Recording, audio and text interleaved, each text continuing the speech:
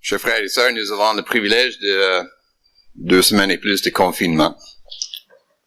Confinement qui va de la naissance de Jésus jusqu'à la naissance de Bernard Westerveld le 11 janvier. Donc, on va fêter mon anniversaire avec des confinements, on l'espère. S'il y a une signification que ça va de la naissance de Jésus jusqu'à ma naissance, je vous laisse deviner tout ça. Mais voilà. Confinement, puis on soupire. Nous nous soupirons parce que c'est plat. C'est pas intéressant. Le soupir, qu'est-ce que ça signifie de soupirer? Moi, ça m'arrive parfois à la maison, je soupire, puis Mélanie me demande, qu'est-ce qui se passe? Qu'est-ce qui va pas? Parce que souvent, soupir, ça veut dire, quelque chose ne va pas. Nos soupirs sont beaucoup déterminés par les circonstances que nous vivons, mais aussi par nos attentes. Les circonstances que nous vivons actuellement, mais aussi nos attentes pour l'avenir, de ce qu'on aimerait vivre. Il y a ce texte en Romains chapitre 8 qui m'intrigue toujours. Romains chapitre 8, surtout les versets 18 à 27. C'est un texte qui m'intrigue parce qu'à 3 reprises, nous lisons le mot soupir. Soupir. Romains chapitre 8, d'abord le verset 22, c'est la création qui soupire. La création tout entière soupire. Ensuite, le verset 23, nous-mêmes, nous soupirons en nous-mêmes. Puis le verset 26, mais l'Esprit lui-même intercède pour nous avec des soupirs. Le Saint-Esprit, la création nous-mêmes et le Saint-Esprit, nous soupirons tous. Alors, on va prendre les 3 prochains dimanches, ces dimanches de confinement, pour écouter ces soupirs. Les soupirs ils ont toujours un aspect d'attente. Un soupir avec un aspect d'espérance. On soupire, on gémit, pas simplement dans le désespoir, vraiment pas dans le désespoir, la détresse, mais plutôt on soupire avec l'espérance. L'espérance que ça va bien aller? Non, ça va mieux aller. Ça va beaucoup mieux aller. Voilà, donc nous soupirons après ce qui va beaucoup mieux aller, même ce monde meilleur, de beaucoup le meilleur. Écoutons donc ce texte, le premier soupir, la création. Je vais lire Romains 8, le verset 18 à 22. J'estime que les souffrances du moment présent ne sont pas dignes d'être comparées à la gloire qui va être révélée pour nous. De fait, la création attend avec un ardent désir la révélation des fils de Dieu. En effet, la création a été soumise à l'inconsistance, non de son propre gré, mais à cause de celui qui l'y a soumise. Toutefois, elle a l'espérance d'être elle aussi libérée de l'esclavage de la corruption, pour prendre part à la glorieuse liberté des enfants de Dieu. Nous savons que jusqu'à maintenant, la création tout entière soupire et souffre les douleurs de l'accouchement. Amen. L'herbe sèche, la fleur tombe, mais la parole de notre Dieu subsiste éternellement. En le priant pour qu'il bénisse cette parole enseignée. Merci pour ta parole, notre Dieu, parce que dans cette vie, tout devient sec, tout devient mort, ça prend fin. Mais ta parole est éternelle. Ta parole est vivante. Ta parole nous fait connaître la parole vivante de Jésus-Christ. Ta parole nous fait connaître toi-même, Dieu vivant. Alors nous demandons la présence de ton esprit, l'esprit de vie, qui soit dans notre intelligence, dans notre cœur, qui nous donne la conviction aussi dans nos désirs, nos sentiments, qui nous donne, Seigneur, cette espérance, qui regarde au-delà de ce qui est visible, pour voir le monde invisible, pour voir la promesse invisible mais certaine de notre Dieu. Amen. La création. On parle ce matin de la création. Vous connaissez très bien l'histoire de la création, n'est-ce pas?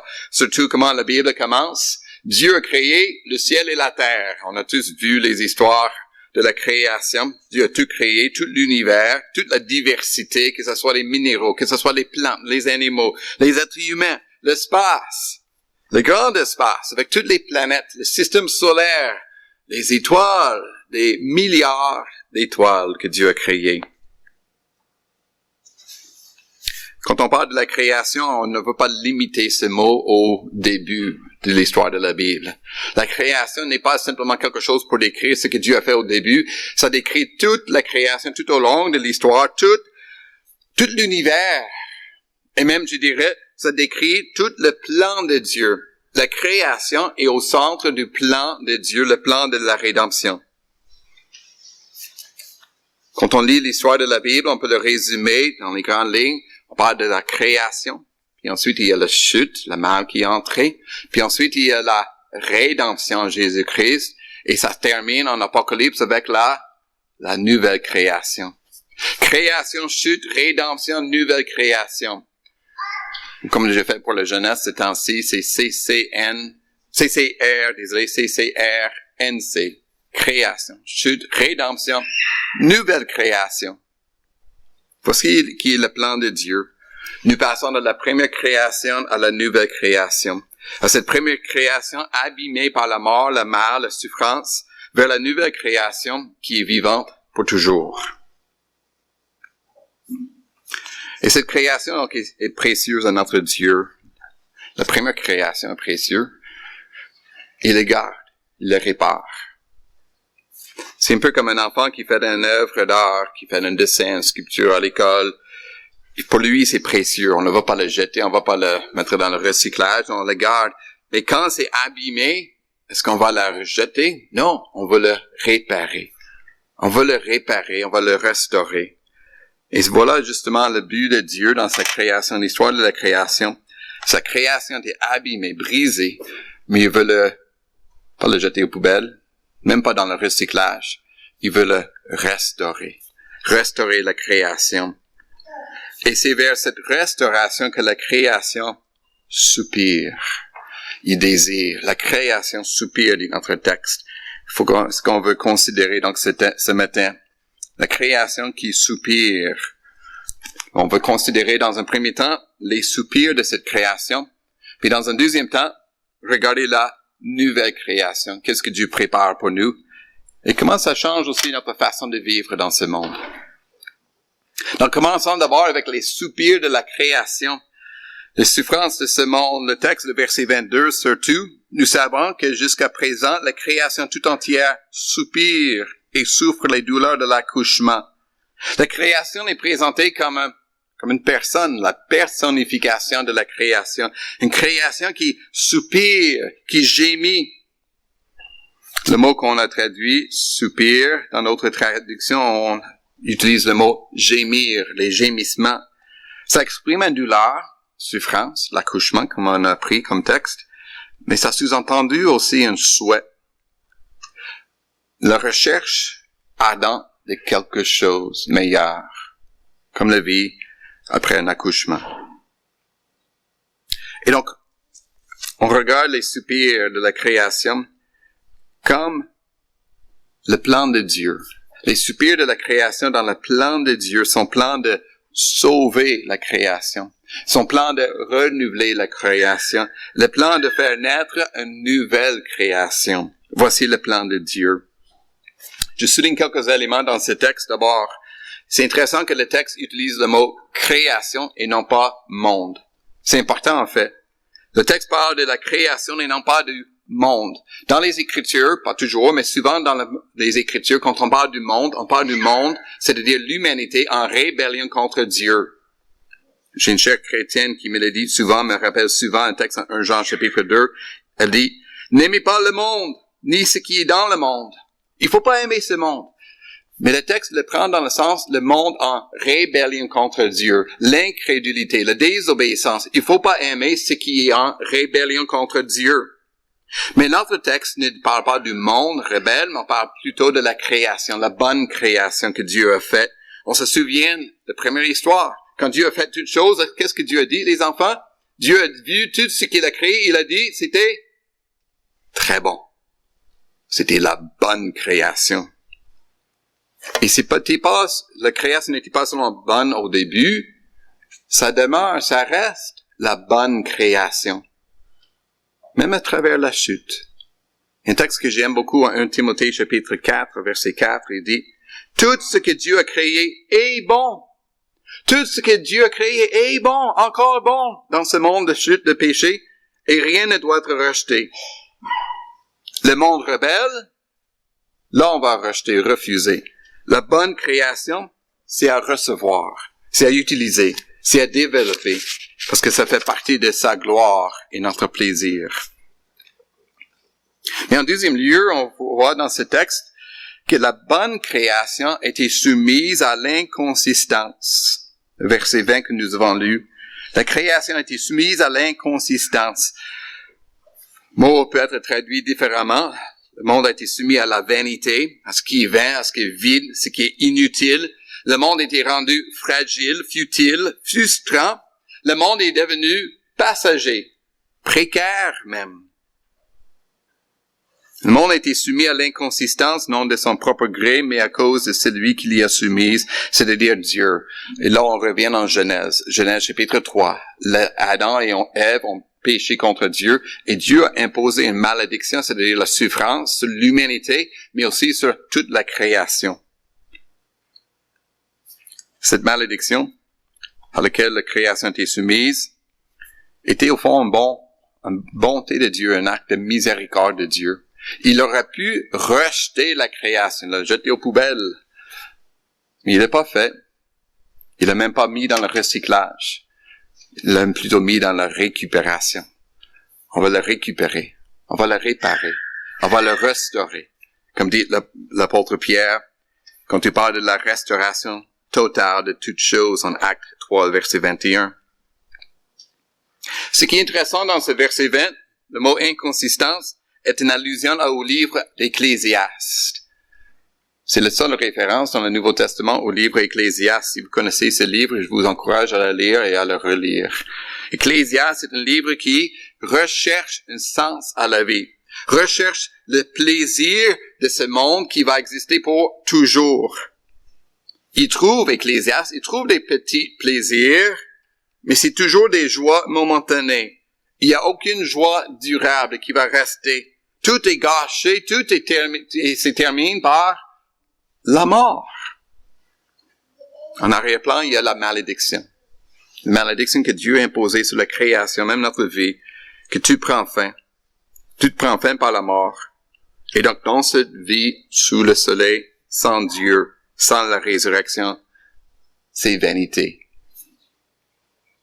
Je vous encourage à lire ce livre Ecclésiaste. Moi-même, je me souviens quand j'étais jeune, puis aussi jeune adulte, je le lisais souvent. Ça donne un regard sur la réalité de cette vie, notre vie même. Donc, la création, la bonne création, a été soumise à la malédiction, l'inconsistance, la vanité. Et alors, en troisième lieu, dans ce texte, on voit que la création tout entière soupire. La création soupire et souffre, comme dit l'autre texte, verset 22. Toute la création tout entière soupire et souffre les douleurs de l'accouchement. Souffrir, intense, évidemment, selon l'idée d'un accouchement. Ce qui est intéressant dans le texte, le verbe un peu particulier, c'est vraiment de co-soupir et co-souffre, de soupir avec, de souffrir avec. Notre traduction a rendu le grec avec l'idée la création tout entière, toute la création.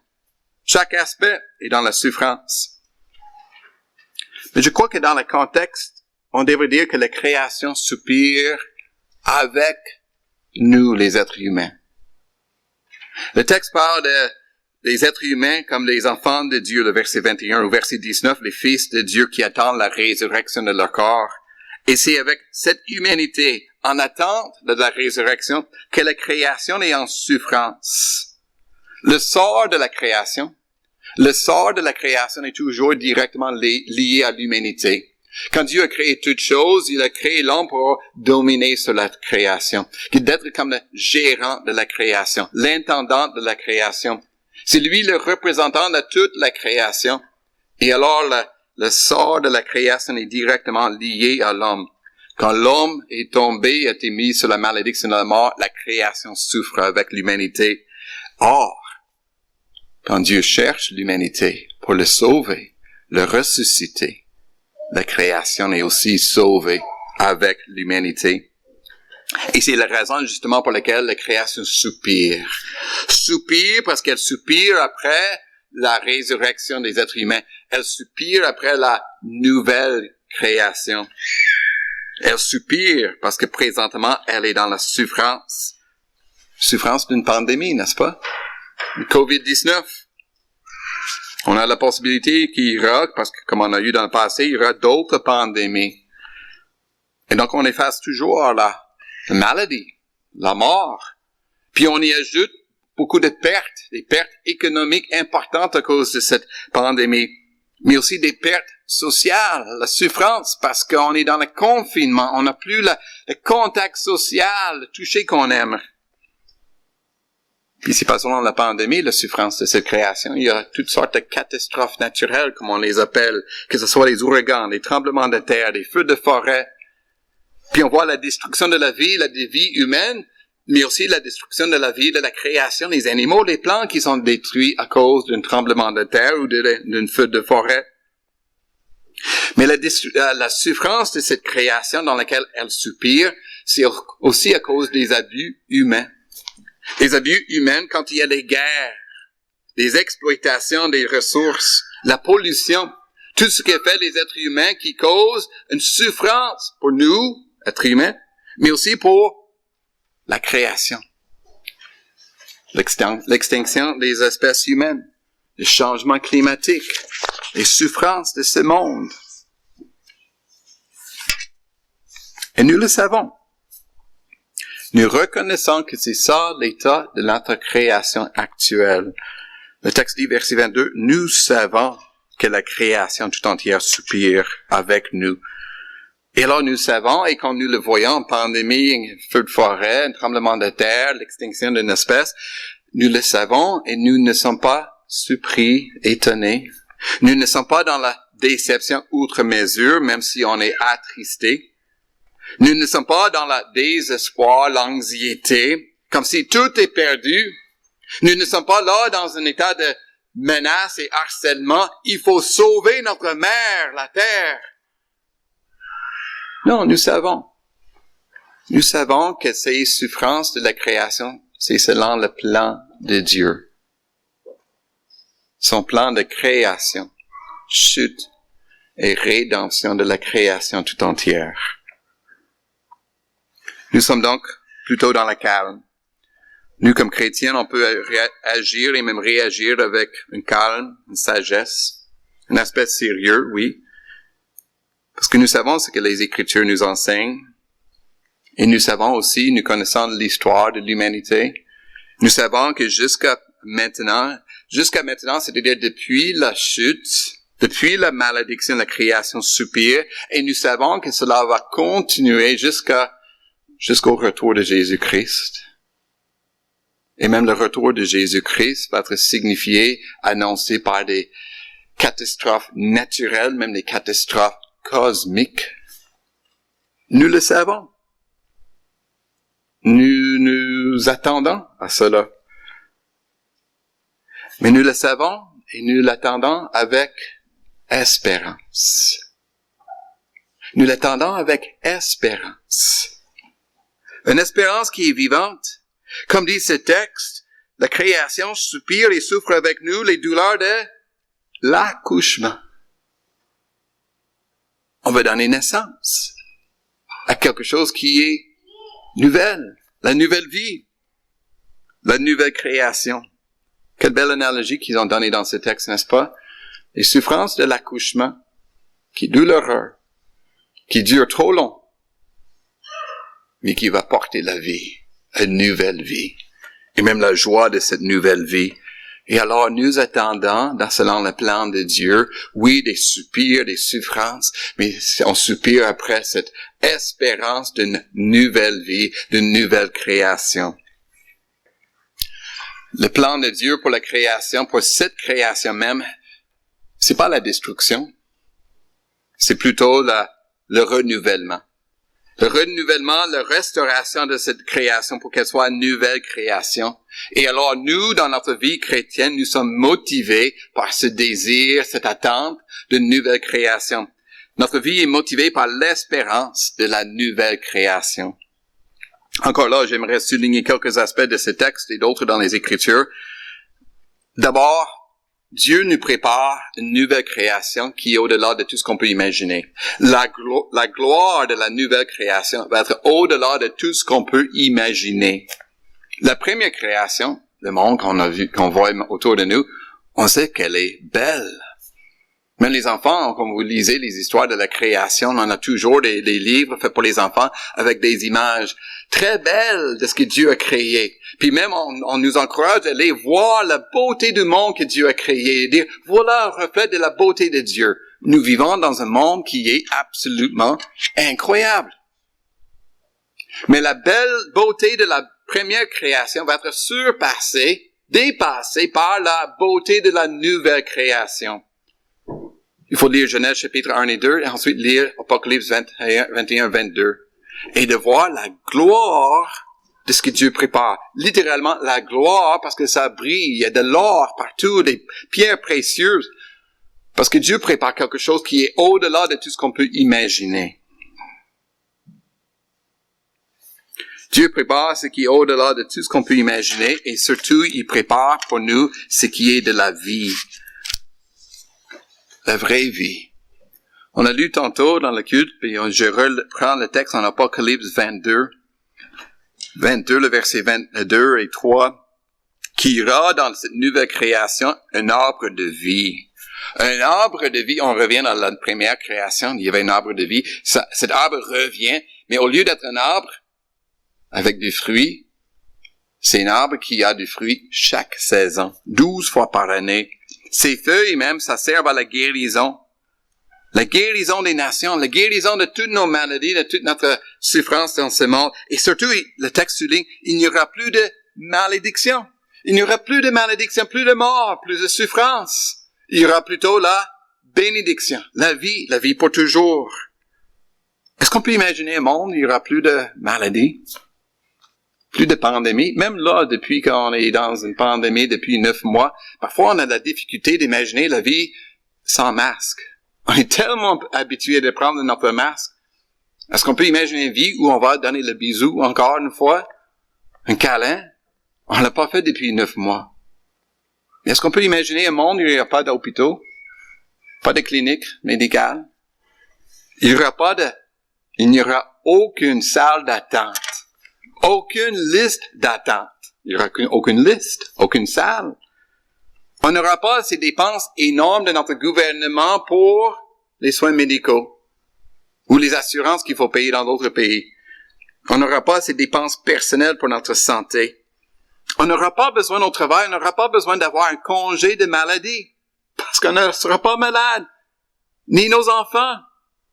Pas d'appel de la garderie qui dit « Ton enfant est malade, tu le chercher ». Il n'y aura plus. On n'aura plus ces pilules qu'on prend chaque jour. Pas de pansement dans la salle de bain. Pas de prothèse à porter à la fin de notre vie. Il n'y aura plus de malédiction. Plus de maladie. Seulement la vie, la bénédiction d'une vie nouvelle. Voilà la belle création glorieuse que Dieu prépare pour nous. Et parce que cela est vrai, nos soupirs sont plus intenses. Nos soupirs sont plus intenses parce que nous attendons quelque chose encore de plus magnifique. Cette attente de la nouvelle création intensifie nos soupirs actuellement. Voilà ce qui est un peu ironique pour nous et dans ce texte. C'est que parce que nous avons quelque chose encore plus magnifique devant nous, nous sommes dans une souffrance plus importante et même dans une espérance plus intense. Ce que Dieu prépare pour nous, c'est pas un conte de fées, c'est pas un texte qu'on dit et eux, ils vécurent heureux jusqu'à la fin de leur jour. Non, c'est la réalité. Et donc, on a le désir de le vivre. Et parce qu'on le désire tellement, la création attend avec un ardent désir cette création. Elle attend avec un ardent désir, le verset 19 nous dit, elle soupire après ce que Dieu nous donne. Je vous donne un exemple. C'est Noël, on vient d'ouvrir les cadeaux, mais 10 ans, on recule un mois. La fin de novembre, vos parents vous disent, « Hey, mon fils ou ma fille, je t'ai acheté un PS5. » Wow! Un PS5, PlayStation 5, pour ceux qui ne connaissaient pas trop, ça c'est vraiment un des grands jeux pour les enfants. C'était le vendredi fou, vos parents ont dit, hey, écoute, on a acheté le PS5, on va vous le donner à Noël. Et donc, on a un mois d'attendre le cadeau, le PS5, on désire tellement. Puisque vous savez que vos parents l'ont acheté, et puisque vous savez maintenant vous allez l'avoir à Noël, vous soupirez après ce cadeau encore plus que jamais. C'est pas simplement sur votre liste de cadeaux, ça existe, c'est vrai. Et quand vous arrivez à ce jour d'école, il n'y a pas d'école, vous êtes en confinement, il n'y a rien à faire à la maison, c'est plat, vous désirez encore plus d'avoir le cadeau PS5. C'est nous notre situation. Dieu prépare pour nous le cadeau le plus merveilleux, la nouvelle création. Et quand nous sommes dans ce monde, et il y a la souffrance, une pandémie, une catastrophe naturelle, les guerres qui vont dévaster la création, puis on soupire encore plus. Et les souffrances sont d'une manière plus intense, parce que nous savons que quelque chose de meilleur nous attend.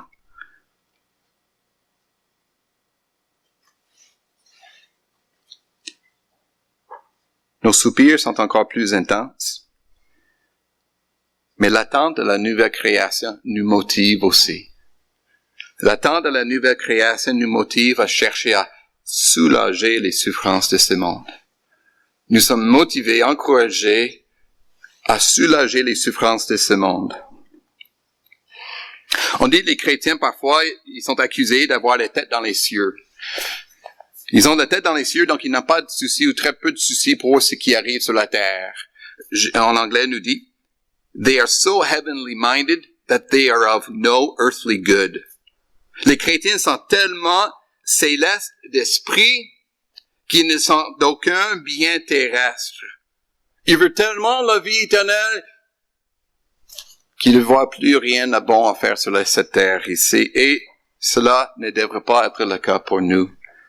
Nous devrions plutôt être ceux qui sont engagés à chercher à soulager les souffrances de ce monde, à améliorer les conditions de vivre dans cette création ici, à nous donner un avant-goût de la belle création que Dieu nous prépare. Je reviens à cette idée d'une PS5 que vos parents ont acheté. Vous êtes en la 12e semaine de décembre. Qu'est-ce qu'on fait? Est-ce qu'on va simplement s'asseoir et attendre que Noël arrive? Non, ce qu'on va faire, on va aller acheter un écran plus grand pour qu'on joue le PS5 sur un écran plus grand, plus important. On va préparer une table ou un petit cabinet pour la console, les manettes. On va préparer pour le jour de ce grand cadeau. Et nous aussi, nous nous préparons à cette grande monde merveilleuse, la nouvelle création. Et nous voulons y donner un avant-goût en soulageant les souffrances de ce monde.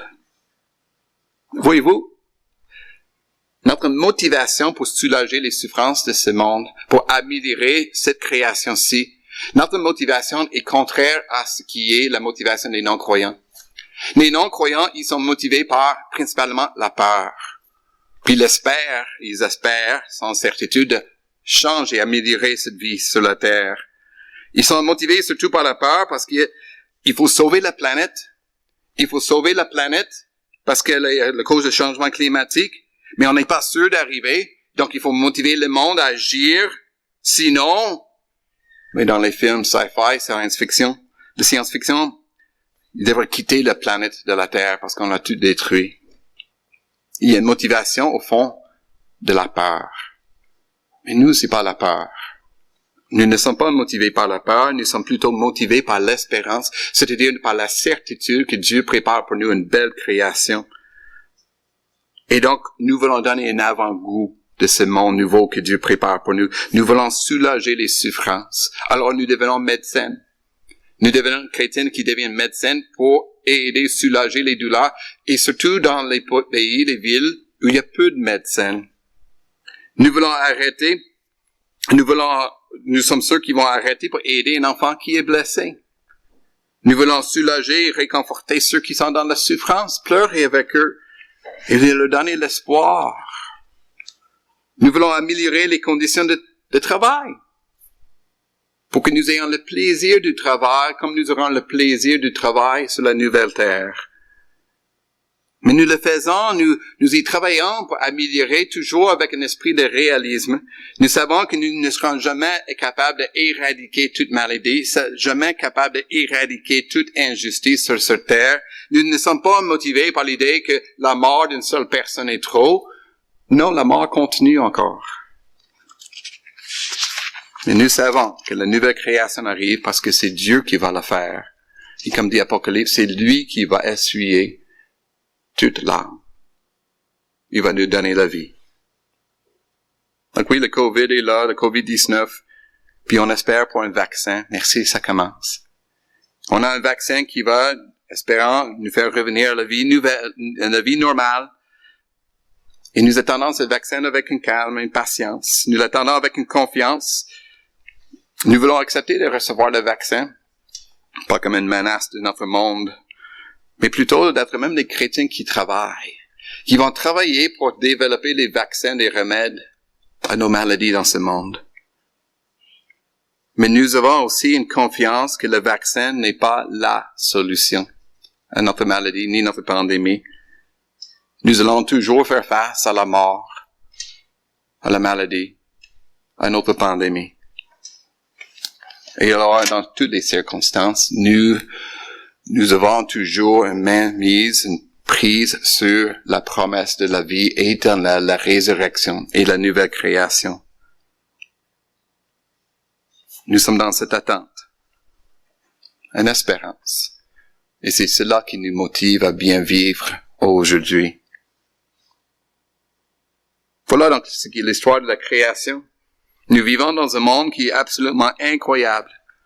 Un monde qui est absolument incroyable, un univers qui est absolument incroyable pour sa beauté, sa diversité, sa complexité, ses merveilles. Mais nous vivons aussi dans un monde de beaucoup de difficultés, beaucoup de souffrances, de catastrophes, pandémies, la mort. Mais Dieu, dans son plan pour la création, il nous donne une espérance. Il nous donne une certitude. Il nous donne une consolation.